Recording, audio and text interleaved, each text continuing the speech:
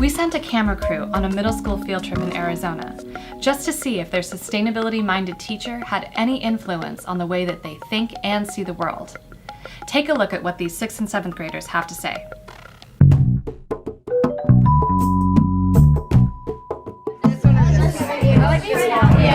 And so we're trying to find more ways to make a building more efficient, like not using many lights and getting more natural light.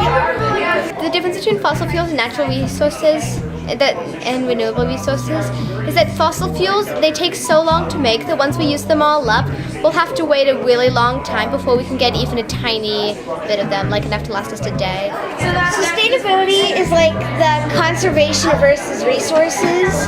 Plastic bottles are used every day, but there's not really a good way to recycle them. So once we run out of what's been building up ever since the beginning of the world, we're not going to have enough to sustain us anymore. Most people don't really know about sustainability, don't even care. But it is pretty important. I don't get why everybody doesn't really. Your actions affect what happens in the future, so choose wisely.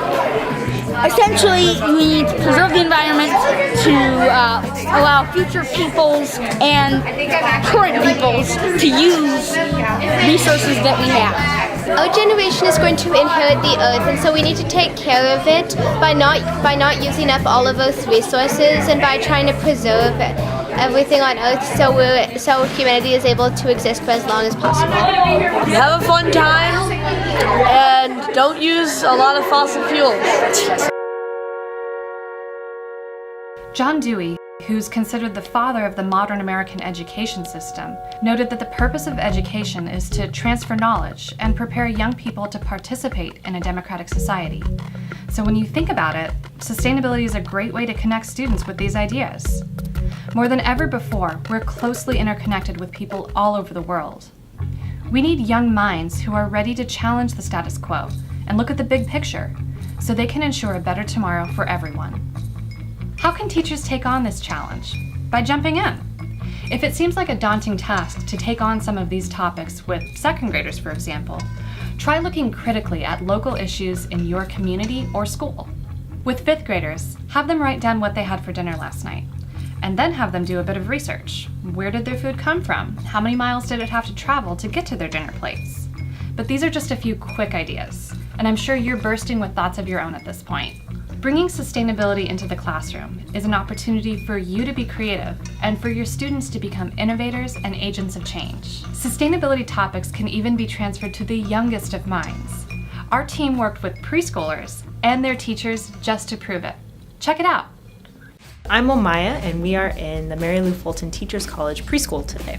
We worked with the preschool teachers here to initiate a full month-long sustainability unit in their school. We did a lot of reusable artwork of just milk jugs, juice jugs, boxes. They loved it. One of our big projects was saving all of the lids from different tops like laundry soap, water bottles, and so we drilled holes and they were stringing them all together so that they can make art at the end. And then we did the activity where I had a clear tub of water, but I put a bunch of things in it, and then their job was to try and clean it out. And hopefully they would make the connection that it's not as easy as it seems, and that's why it's important to maintain the beauty of the earth. Some of them have gone home and started a composting bin at home. And what we did notice too was that parents were like, all this talk about recycling, my kids are talking to me at home about it. And sometimes the kid will say, well, no, you can't do that. That would make the earth sad. Or, wow, that was great. That would make the earth really happy.